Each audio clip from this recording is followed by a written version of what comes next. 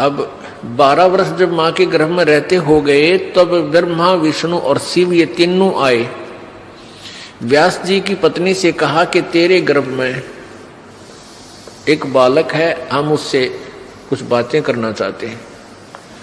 व्यास की पत्नी ने कहा कि मुझे तो ये भी नहीं मालूम कि मेरे पेट में बच्चा है या नहीं, क्योंकि जितनी भक्ति चार्ज होती है, सिद्धि होती है, उससे अनहोनी होने लग जाती है। 12 वर्ष की का बच्चा पेट में, मां ने बेरा भी को ना, तो इसलिए मां खुश तो हुई कि मेरे पेट में लड़का है। तो उसने कहा ये बच्चा तो सुखदेव है, सुख दिया इसने मुझे, यानी दुख नहीं दिया। माँ जब बच्चा पेट में होता, माँ की स्थिति कुछ ज्यादा ही बिगड़ी हुई रहती है, कदे उल्टी पड़े, कदे खट्टे मीठे नजीक रहे, कदे गोटे टूटे रहे, को बीपी आई, कदे लो हो जा, परेशान रहती है। लेकिन कहते हैं उसके कारण नहीं हुआ, तो सुखदेव, इसलिए माँ ने उसको पेट में ही सुखदेव नाम रख लिया। और दूसरा कारण ये बताते हैं कि वो श्री भगवान शिव जी ने पार्वती को ज्ञान दिया था, जहां पर वो अमरनाथ बताते हैं, उस एक सूखे पेड़ के नीचे बैठ के, उस सूखे पेड़ की खोगर में एक तोते ने, मादा तोते ने अंडे दे रखे थे। तोती ने जो स्वस्थ अंडे थे वो तो बच्चे बनकर उड़ गए थे, भगवान शंकर की आदेश देते, और अपन उनकी सिद्धि थे। लेकिन वो गंदा अंडा था, वो उड़ा नहीं, स्वस्थ नहीं हुआ। फिर वो जब ज्ञान देने लगी पार्वती जी को भगवान शंकर जी, तो उन शंकर जी के वचनों से, उनके वचनों से वो अंडा स्वस्थ हो गया, यानी सत्संग से अंडा स्वस्थ हो गया। स्वस्थ होकर फिर तो वो सुख यानी तोते का बच्चा रूप में निकल गए और हुंकारे वर्ण लग गया। जो ज्ञान दिया जा रहा था पार्वती को, वो भी उसमें हाँ हूँ, हाँ ठीक है, ऐसे बोलने लगा। तो पार्वती तो समाधिस्थ होगी, वो तो सचेत थी नहीं, बोल नहीं रही थी। तो शिव जी ने देखा भाई ये कौन बोल रहा है, किसने सुन लिया तेरा यू ज्ञान। तो उसने देखा उधर, तो तोता उड़ के भाग लिया। भगवान शिव ने सोचा ये मेरे ज्ञान को चुरा ले गया, यू किसी नकमी आत्मा ने बताओगा। ये कुपात्र को दिया गया ज्ञान हानिकारक हो जाता है, इसमें सिद्धियां आ जाती हैं और वो फिर दुश्मन बन जाता है, राक्षस टाइप हो जाता है। इसलिए ये ज्ञान और नाम गुप्त रखा जाता है। तो शंकर भगवान पीछे पीछे उड़ चल पड़े। अब वहां उस तोते वाले जीव ने प्राण त्याग दिए और उसमें से निकलकर वो उसी समय संयोग हुआ तो उस व्यास की पत्नी के गर्भ में पहुंच गया। तो शंकर भगवान ने जाकर कहा कि व्यास की पत्नी, तेरे गर्भ में मेरा चोर आया है। उसकी पत्नी कहने लगी कि मुझे तो पता नहीं भगवान। फिर व्यास जी आगे कि आओ महाराज, भगवान कैसे आना हुआ कि आपकी पत्नी के गर्भ में और मेरे ज्ञान को चुराया हुआ एक चोर घुस गया है, उसको मैं मारूंगा, खत्म करूंगा, नहीं तो वो मेरा ज्ञान आगे कहीं कुपात्र को ना बता दे। शंकर जी ने कहा कि मेरे मंत्र को प्राप्त करके, मेरे ज्ञान को प्राप्त करके ये अमर हो गया और इसको तेरी पत्नी के गर्भ से निकालो, मैं इसको मारूंगा, खत्म करूंगा, ये कहीं कुपात्र को ये ज्ञान ना दे दे। तो व्यास जी कहने लगे, भोलेनाथ, एक तरफ तो कहते हो आपकी इस चर्चा से, आपके ज्ञान से ये अमर हो गया, और दूसरी तरफ को इसको मारूंगा। अमर को आप मारोगे कैसे? शिव जी तब तो चुप होकर चले गए। फिर ये 12 वर्ष तक माँ के गर्भ में रहा। उन्हें सोचा, क्योंकि ये बहुत बड़ी अध्यात्म ज्ञान बहुत विस्तार है, विस्तृत है, इसमें क्या होता है, कई आप सुनते होंगे, स्वप्न आते हैं एक आध को कि मेरा बेटा मर गया था, मरा हुआ है, और मुझे दिखाई दिया। वो कहने लगा कि तू, मैं यहाँ रहता हूँ इस घर में, वो घर भी और है कुछ दिखा है, और यहाँ छुप के रहता हूँ। एक बच्चा जो था उसको पुनर्जन्म की याद थी, उसको पुनर्जन्म की याद थी अपने की, और वो 5-6 वर्ष का होते ही अपने पुनर्जन्म की सारी बातें, घर भी, गांव भी, नाम भी, माता पिता के, पत्नी के भी नाम बता दिए। वहां जाकर उन्होंने वेरीफाई भी किया कि सचमुच ये वही है। तो क्या बताता है कि उसकी मृत्यु होगी थी किसी एक्सीडेंट में, और फिर क्या बताता है कि ये जो मेरे माता पिता वर्तमान वाले हैं ये कहीं से आ रहे थे, मैं इनके साथ साथ आ गया और फिर मां के पेट में प्रवेश कर गया। अब ऐसा कैसे है? ये है तो ये ईश्वर विधान, परमात्मा का विधान है कि जिससे संस्कार है वो उसके आसपास ही रहता है, उस गर्भ में भी विश्राम कर सकता है, लेकिन शरीर जब मिलेगा उसको अंदर पेट में भी, जब उसका योग बाल्य की तरफ से ही होगा, तो तब तक वो वहां एज ए प्रेत रह ले, उसको कुछ भी कहो, ऐसे रहते हैं। तो उसको व्यास जी को इस बात का यकीन नहीं हुआ, क्योंकि पेट में ना कोई भारीपन, ना कोई ऐसी बात। तो उनको ये मालूम है कि वैसे भी शरण ले लेते हैं ऋषि लोग, ये पितर बने हुए। ये भी आध्यात्मिक ज्ञान है, तत्व ज्ञान है पुण्यात्मा, और धीरे धीरे समझ में आओ, क्योंकि हमने तो अज्ञान ठोक रखा, आज तक कोई सर पैर कोई पता ही नहीं था किसी भी मार्ग का। ये बार बार कंसेप्ट क्लियर क्यों करने पड़ रहे हैं कि हमने अज्ञान गणा सुन रखे है, और आपके मन में न्यू ना आ जाए। जो कथा अगर ये दास सीधी सुना दे तो आपके मन में सैकड़ों क्वेश्चन उठेंगे। कि दास चाहता है कि इस क्वेश्चन वाली बीमारी ने गिल खत्म करता चलो, तो दास के द्वारा दिया गया ज्ञान आपके हृदय में शीघ्र समाओगा। अब व्यास की पत्नी को पता नहीं था कि तेरे पेट में गर्भ में कोई बालक भी है कि नहीं है। उनको पता भी ऐसे ऋषि लोग पितर बनकर पितर रूप में भी प्रवेश कर जाते हैं। जो पितर टाइप होते हैं, जो अच्छी आत्माएं मर गई, वो भूत बन गई, वो भी अपने ही परिजनों के अंदर समाये रहते हैं, लेकिन वो परेशान नहीं करते हैं। और जो दुष्ट टाइप मरते हैं वो चंडाल भूत होते हैं, वो प्रवेश करके फिर उनकी दुर्गति रखते हैं कि शराब पीने जी कर शराब पीते हैं, उसका नाश करा देते हैं, कोई कुछ और गलतियां करा देते हैं, कोई और बदमाशी भी करा देते हैं, बहन बेटियों की तरफ भी बकवाद करा देते हैं। तो इस तरह के वो नीच टाइप होते हैं। फिर वो उनका पता कुछ से का तो यहाँ आते हैं जब पता लगता है, क्योंकि यहाँ पितर सारे फिर फ्री होना पड़ेगा, उनको भागना ही पड़ेगा यहाँ से भगवान के दरबार। अब क्या है कि जैसे एक लड़की एक बेबे नाम ले रही थी अपना परमेश्वर कबीर जी का, और यहाँ से अपने घर गई मिश्री का प्रसाद, एक पड़ोस का बालक आ गया 8-9 वर्ष का, बच्चा ने देव थी वो भी आ गया, उसको भी दे दिया। अब वो प्रसाद खाते ही लड़का अपने घर चला गया, घर जाते दौरा आके गिर गया। अब वो पड़ोसी शर हो गए, पता नहीं इसने क्या खवा दिया हमारे बालक ताई, अर्तन ने मेरा छोरा मार दिया। अब वह कहने लगी देखो वैसे तो आप कुछ भी कहो, ये इसे बालक ने मरा तो नहीं, वो फिर ठीक हो गया, लेकिन 2 घंटे के बाद होश में आया। अब उस बहन ने बताया कि मैंने तो यही प्रसाद अपने बालका ती दिया था, यही आप कहते दिया था, इन्हें पूछ लो चाहिए मेरा कोई उद्देश्य। फिर उसने आके यहाँ बताया कि महाराज जी ऐसे ऐसे हमने उस लड़का था पड़ोस में, उसने प्रसाद दे दिया, उसको दौरे आ गए और मेरी तो जान न साका कर दिया उन्हें। तो इसलिए हमने मना कर रखा किसी को ये प्रसाद मत दो, क्योंकि वो क्या था कारण कि वो प्रसाद देने से उसमें प्रेत विद्यमान था, उन्हीं का कोई पितर था, और वो प्रसाद खाने से परमात्मा की वाणी से उसमें वो चार्ज हो रहा था। प्रसाद उसी को कहते हैं, जैसे भगवान शंकर जी के शिव जी के वचनों से वो गंदा अंडा चार्ज हो गया, वो उसमें फिर दोबारा से चेतनता आएगी, स्वस्थ हो गया। तो इस भगवान के वचनों से वाणी से आप यहाँ आते हो, आपको कोई बीमारी है छोटी मोटी, तो इन वचनों से सत्संग से भी राहत मिलनी शुरू हो जाती है, और अंदर बच्चा भी कोई ऐसा गड़बड़ वाला हो तो भी स्वस्थ होना शुरू हो जाता है। ठीक है, हम तो दास हैं, फिर भी हमारी कथा परमात्मा ही की सुना रहे हैं, तो इस तरह ये बहुत लाभ देता है। आप बालक को, डॉक्टर को पता होता है कौन सी मेडिसिन और इसको कहाँ असर कर रही है।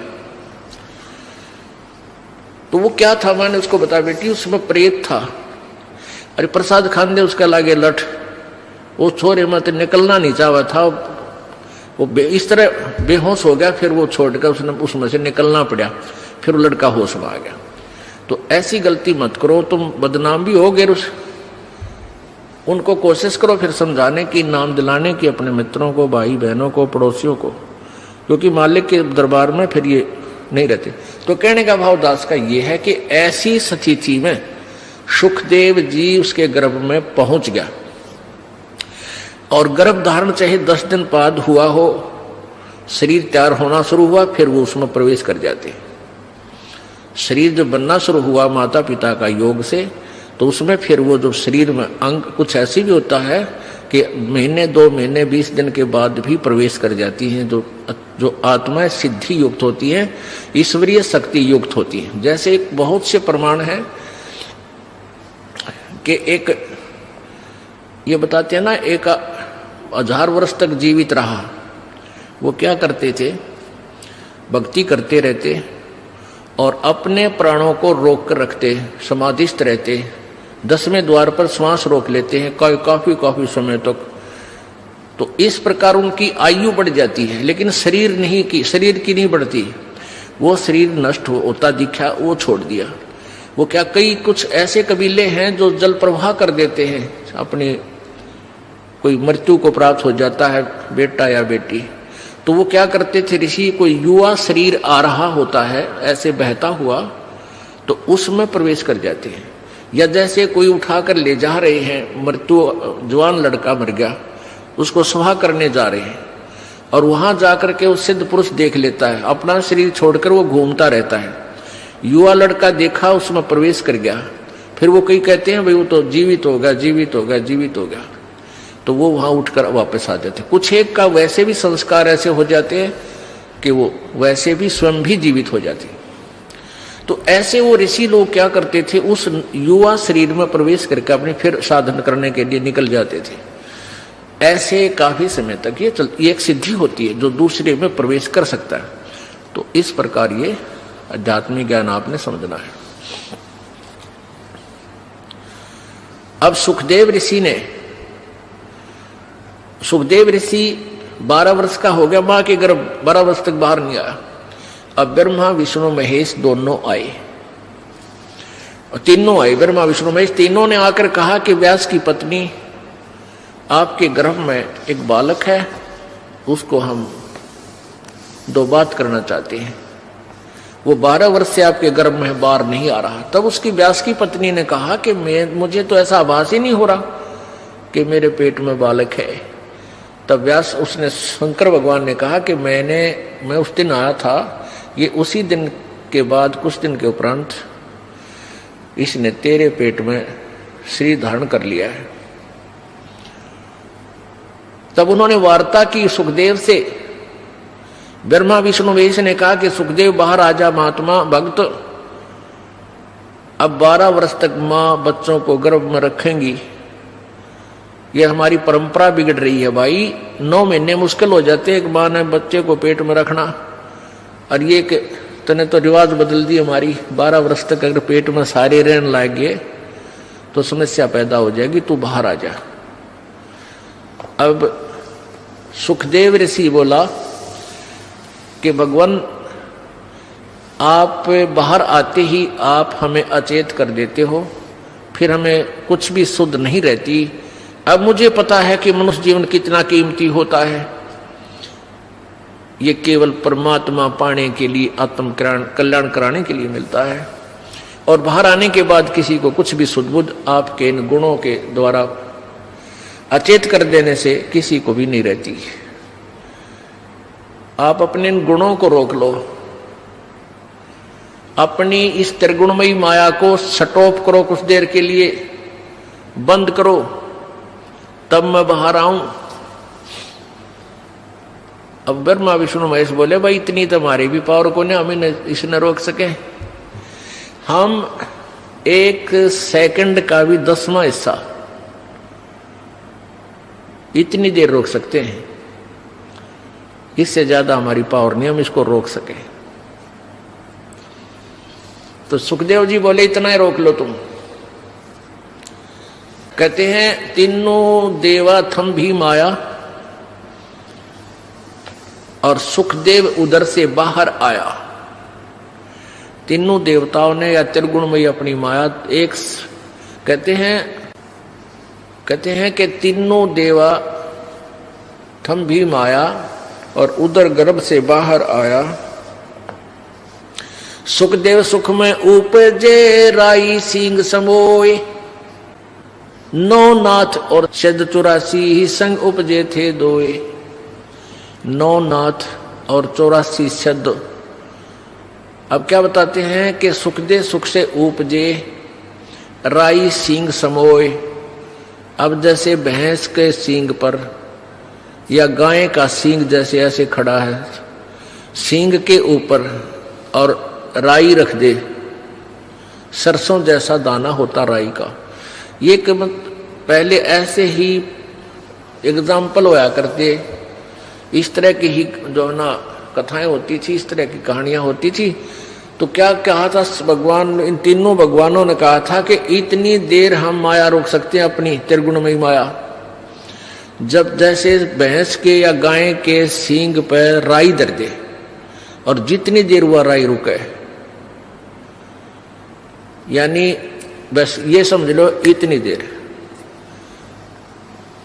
सुखदेव सुख में उपजे राई सिंह समोए, नौ नाथ और सिद्ध 84 संग उपजे थे दोए।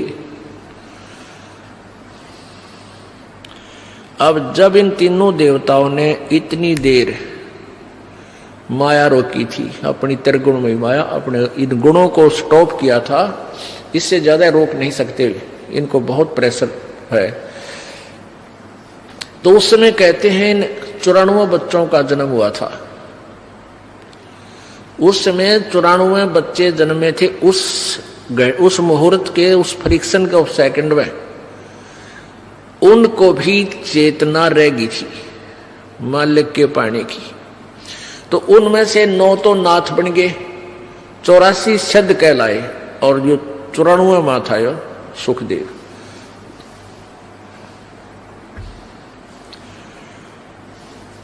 तो सुखदेव जी बाहर आए उठकर अपनी कमर पर अपनी और नालियों की नो टांग के गेर के कंधे पर स्पीड खींच दी, चल पड़े।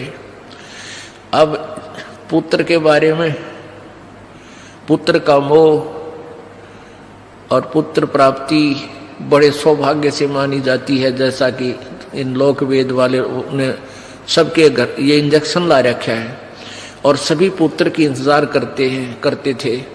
तो 12 वर्ष बाट देखी, मतलब 12 वर्ष के बाद पुत्र आने वाला है। इस खुशी में व्यास जी फूला नहीं समावे, मेरा बेटा होगा, मेरा बेटा होगा। बेटा होया और बेटा उठ कर चल पड़ा। तो व्यास ने कहा, अरे पुत्र, ए पुत्र, अरे एक बार शकल तो दिखा दे निकम्मे, तू चाल पड़ा। तेरे लिए मैं 12 कितने दिनों से भटक रहा था, मेरा पुत्र नहीं हुआ, क्या कोई बालक नहीं हो रहा था। तब पीछे से ही कहता है वो सुखदेव, एक लेवा एक देवा दूतम, कोई किसे का पिता नहीं पूतम, ऋण संबंध जुड़ा एक ठाठा, अंश में सब 12 बाटा।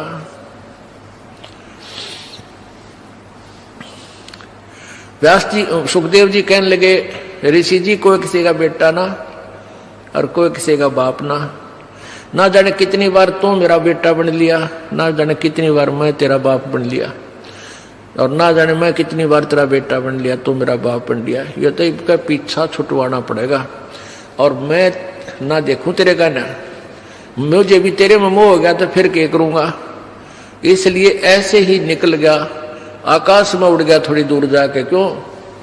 व्यास पीछे पीछे चल रहा था, बेटा आ जा बेटा, एक बार। अब उसने आकाश में उड़ गया। आगे जाके फिर अपनी आप और नाल काट के पत्ते पुत्ते बांध के, पहले तो बालक से 10-12 वर्ष के वही अड्डे जाया करते थे। तो उसने फिर अपनी साधना शुरू की। उस साधना से पिछले जन्म की बैटरी चार्ज से स्वर्ग में पहुंच जाता था। सुखदेव ऋषि, यह स्वर्ग किसे कहते हैं? स्वर्ग एक रेस्टोरेंट होता है और वहां पर साहूकार, सेठ व्यक्ति, पैसे वाले, धनी ही जा सकते हैं, ना रेस्टोरेंट में गरीब व्यक्ति क्या नहीं जा सकता। जिस तरह पूंजी को ना, जिसके पास पैसे हैं वो धनी है, वो किसी भी जाति वर्ग का है, यानी यहाँ किसी वर्ग से नहीं, धनी से मतलब है। तो जैसे यहाँ राम नाम के यानी सिद्धि भक्ति पुनों के जो धनी हैं वो स्वर्ग जाते हैं और स्वर्ग के अंदर अपने पुनों को अक्षीण करके फिर वापस आ जाते हैं। स्वर्ग एक रेस्टोरेंट समझ लो, एक होटल समझो। जैसे गर्मियों के दिनों में यहाँ हरियाणा, राजस्थान, उत्तर प्रदेश, पंजाब, मध्य प्रदेश आदि क्षेत्रों में भयंकर गर्मी पड़ती है मई और जून में, और जिसके पास कुछ पैसे हैं, एक्स्ट्रा सेठ है, धनी है, वो 2 महीने कुल्लू और मनाली हिली स्टेशन यानी पहाड़ी क्षेत्र में चले जाते हैं। वहाँ रेस्टोरेंट यानी होटल में कमरा किराए पर लेते हैं और वहीं खाना खाते हैं और 2 महीने 10-20 हज़ार रुपये जो वो लेके जाते हैं, उन 10-20 हज़ार रुपये को वहाँ खर्च करके और फिर वापस अपने कर्म क्षेत्र में आ जाते हैं जहाँ उनकी दुकान, बिजनेस, व्यापार है, और वहाँ 20 हज़ार रुपये अपने खा खर्चाए बर्बाद कराए। अब फिर नए सिरे से फिर माया जोड़ो, 20-30 हज़ार रुपये बच जावे तो फिर कुल्लू मनाली अगले वर्ष फिर गर्मियों में चले जाओ और फिर जेब कटवा के फिर वापस आ जाओ। तो कहने का भाव ये है कि स्वर्ग जो है ये एक रेस्टोरेंट है और वहाँ यहाँ के पुण्यकर्मी प्राणी ही यहाँ इकट्ठी की हुई माया, धन, पुण्य, उनके आधार से स्वर्ग जाते हैं। तो ये स्वर्ग पर जैसे प्रत्येक शहरों में रेस्टोरेंट होते हैं, होटल होते हैं, तो एक तो कॉमन स्वर्ग है जिसका राजा इंद्र है, और प्रत्येक भगवान, जैसे भगवान ब्रह्मा, भगवान विष्णु, भगवान शिव जी की अलग से राजधानियां हैं, वहां पर भी एक स्वर्ग है। वो इस कॉमन स्वर्ग से भी अच्छा रेस्टोरेंट वहां अलग से है। सब जगह ऐसा उन्होंने अलग से अपना, जो इनके जैसे विष्णु जी के उपासक हैं वो विष्णु लोक में चले जाते हैं, वहां उनका रेस्टोरेंट बना रखा है, खाओ खर्चो मौज, यहाँ करो मौज। और फिर ऐसे विष्णु के उपासक विष्णु लोक में चले जाते हैं उनकी राजधानी में, तो वहां भी रेस्टोरेंट यानी स्वर्ग है। जो ब्रह्मा जी के उपासक ब्रह्मा के लोक में, देवी के उपासक देवी के उस रेस्टोरेंट में स्वर्ग में चले जाते हैं, देवी धाम पर बने हुए उस रेस्टोरेंट यानी स्वर्ग में। तो ये सुखदेव ऋषि स्वर्ग में जाता था, सशरीर चला जाता था, और वहां के व्यक्ति, वहां के जितने भी देव पुरुष थे वो उनकी बड़ा सत्कार करते थे, आदर करते थे कि भी बड़ा सिद्धि वाला व्यक्ति है, ऐसे इसे कलयुग में ना ऐसे समय में और उड़कर आ जाता है। एक दिन वो विष्णु जी के लोक में चला गया। कौन? सुखदेव। उसकी पिछले पनों की बैटरी चार्ज थी, पिछले पनों से उसके शरीर में वो सिद्धि शक्ति थी। एक सिद्धि आकाश से उड़ जाई, एक सिद्धि जल पैर न लाई, एक सिद्धि कुछ खावन पीवे, एक सिद्धि जो बहुजुग जीवे। इस तरह ये 24 सिद्धियां हैं। उनमें से एक आकाश में उड़ जाने वाली सिद्धि सुखदेव को प्राप्त हुई और हल्दी की गांठ से पंसारी बन गया, महर्षि सिद्ध बन गया। अब वो विष्णु लोक में पहुंच गया, जो कारण अला अला वो वहां पहुंच गया। अब जो ही विष्णु लोक में वो पहुंचा तो वहां स्वर्ग में पहुंचा, उस रेस्टोरेंट यानी रेस्ट हाउस में, वो वीआईपी रेस्ट हाउस।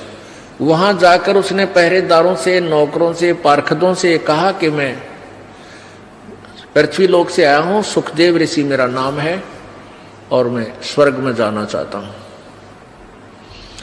अब उनने वहां जो गेट कीपर थे, सेवादार थे, पहरेदार, पौलिया बोलते हैं, यानी जो डोडी में जो बैठे रहते हैं, उनसे जाकर कहा तो वो कहने लगे जी ठीक है, और ऋषि जी आपके गुरुजी कौन है?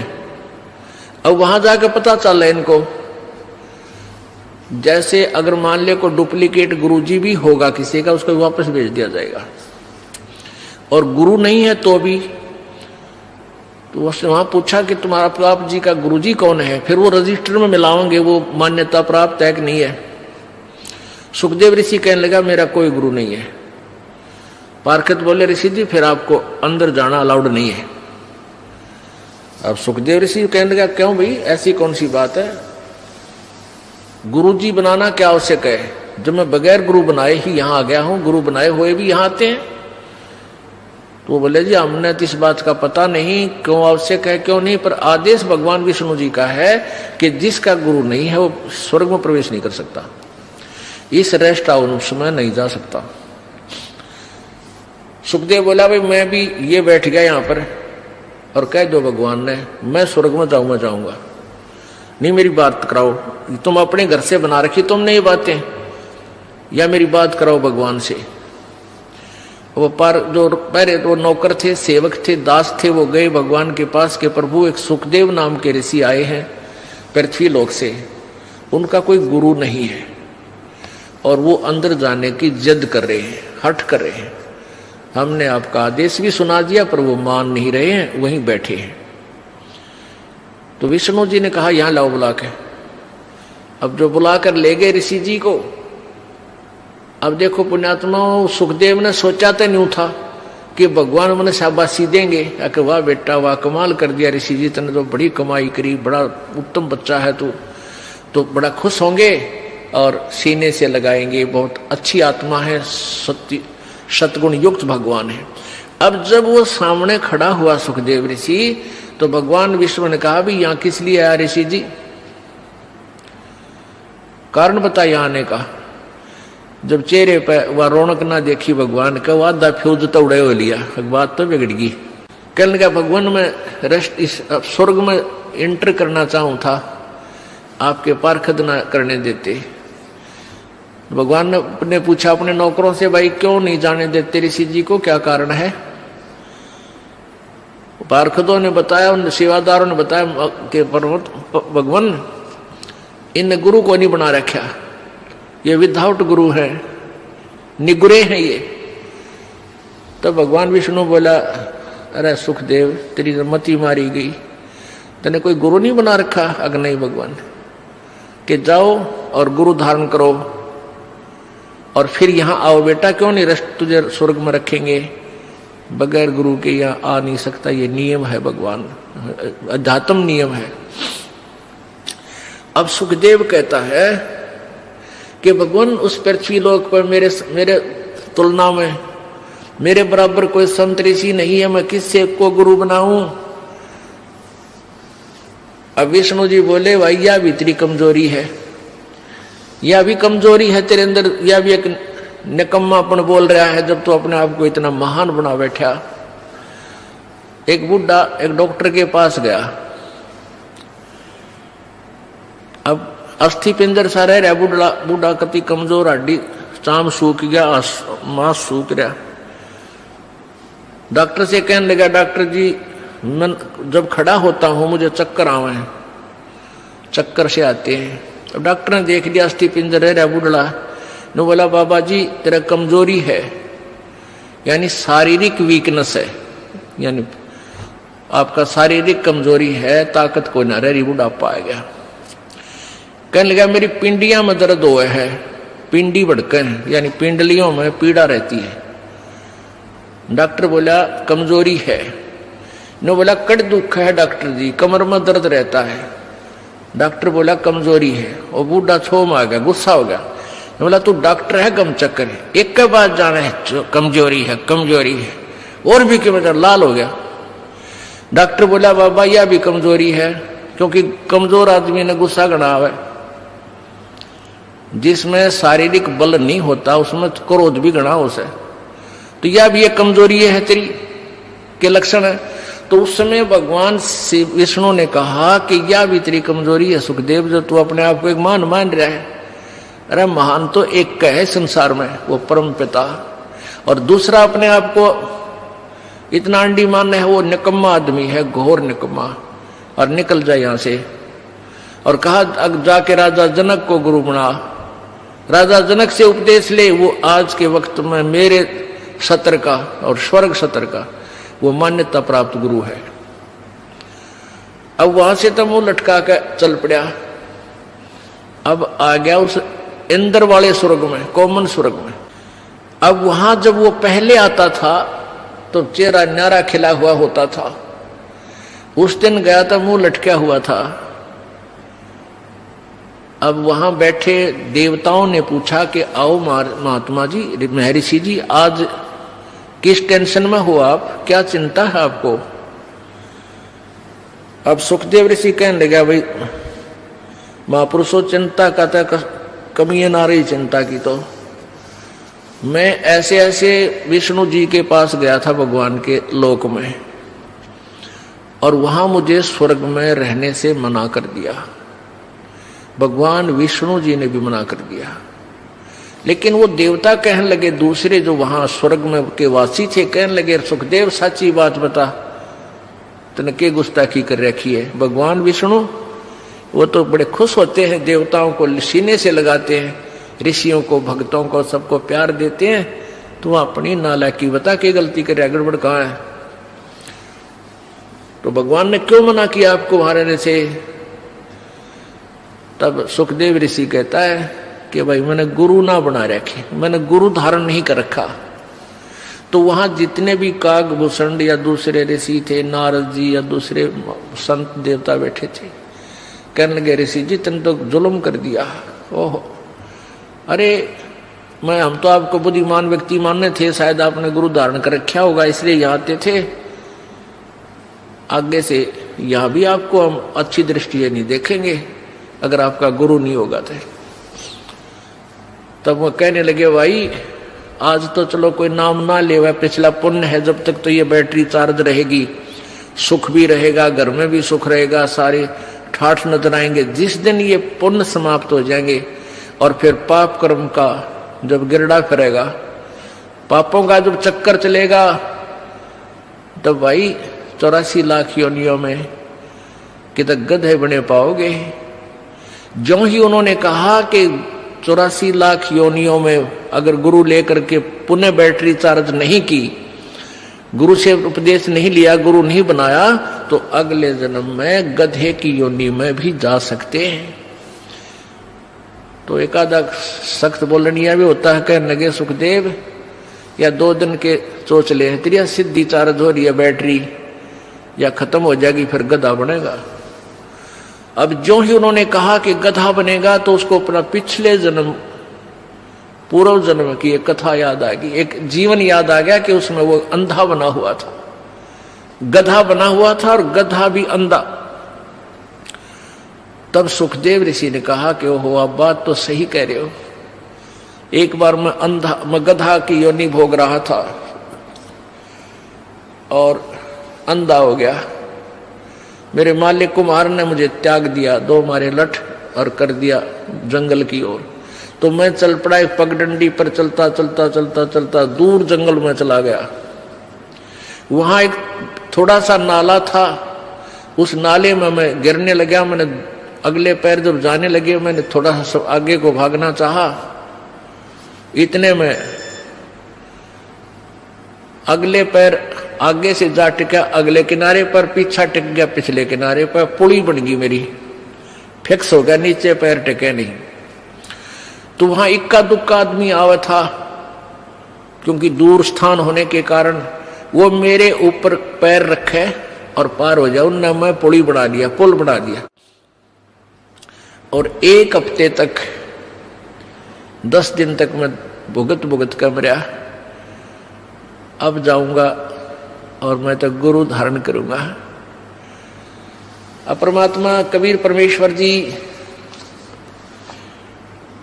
के ज्ञान से परिचित होने के बाद आदरणीय गरीबदास साहिब जी क्या कहते हैं, भाई सुखदेव ने 84 भुगती बना पजावे खरवो, तेरी क्या बुनियाद प्राणी दुपंडा पंथ पकड़वो। सुखदेव ने 84 भुगती बना पजावे खरवो। ओह, कि सुखदेव जैसे ऋषियों ने भी 84 लाख योनियां भोगनी पड़ी और पजावा होता है जैसे ये